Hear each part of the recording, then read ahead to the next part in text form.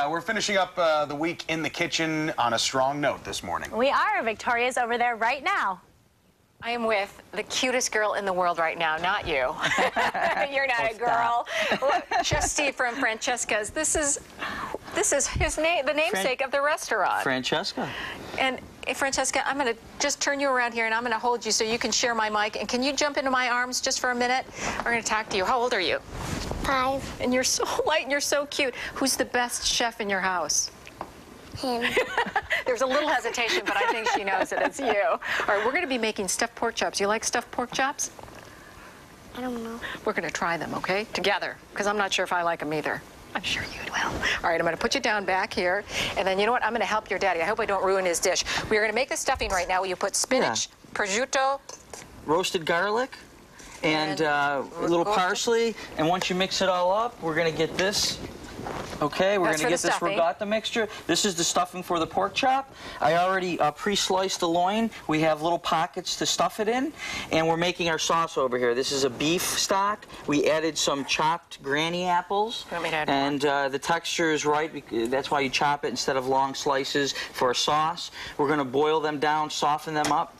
We'll add some walnuts to the sauce. Should I add some more apples? Yeah, add some more apples to that. And then we'll add just a tablespoon of sugar. And I'll have you stir that all up. Okay. And then what we're going to do is reduce this down into a demi-glaze. That just means bringing it down more into a thicker syrup-type sauce. And that's going to be our topping for the top of the pork chop. Excellent. Okay. That was French, you know, demi-glaze. Yeah, you're right. Okay. I'll have to find the Italian verse for that. We're going to have to find that out for next time. But you could start stuffing. And let's talk about Francesca's. Yeah, As you're stuffing them, you just take your fingers, make sure you got clean hands, stick them in there, and just keep poking it in with your finger. Oh, and you don't actually cut the whole thing open. No, you want to keep a pocket, especially because we're using ricotta and not a bread stuffing. A bread stuffing will stay in place. The ricotta will ooze out because it's soft. How do you cut it? So you really want to really stuff it in there good, and it's such a creamy, delicious texture, and these pork loins are so tender, they just melt in your mouth. So it's just a great combo with the ricotta. So when you have the pork chop, you just put the knife in, one slice in, and then just go fan it back and forth. So yeah, you're gonna enter it like this, and then basically what you're gonna do is you're gonna do a cutting motion. Make sure you feel kind of where the knife is. You're better off if you lay it flat on a cutting board like this,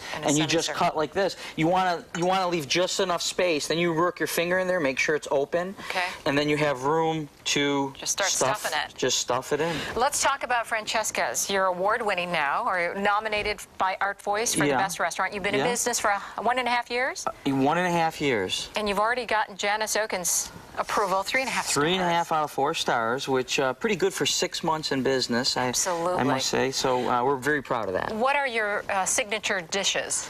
We have a seafood ravioli. It's one giant seafood ravioli that has lobster, shrimp, scallops, fresh spinach, fresh mozzarella. And that's another thing. You can add a little fresh mozzarella in this, and it really adds another dimension to it. Does it it's an option. Melt out when you're baking? No, because what we're going to do is we're going to pan sear these first. We're going to kind of sear it in, and then we're going to bake it the rest of the way. It takes about 2 minutes on each side to sear it, and then we're going to bake it for about 25 minutes until it's about 160 degrees. And what do you put, I'm sorry I missed it, what do you put the pork chops in the oven for? What's the temperature? Oh, well, you put the temperature on 375 degrees. 375. But what you can use is until there's no pink, or you use a meat thermometer until it's 160 degrees, which is medium for pork. Okay, I have only a minute left. If we can grab the, should I grab the finished project, the magic of TV? Okay, sweetheart, I don't want to burn you. Ooh. Francesca, I think we're going to love this. Okay. Where should I put this up here? All right, I've got 30 seconds. Francesca, come back in my arms. We're going to enjoy this together. Okay, I think now you can choose. You can choose what side you want with it. You could do smashed potatoes if you like, with some asparagus. And let me get my tongs over here. All right. Oh, my goodness. Doesn't that smell delicious? We'll lay that right on top of the potatoes. We have our sauce, which is already finished over here. Can I just use this? Yeah, sure.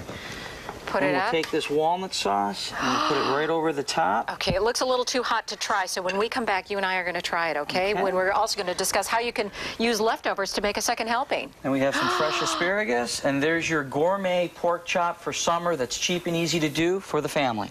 Joe and I are going to arm wrestle over this one. All right, back to you guys.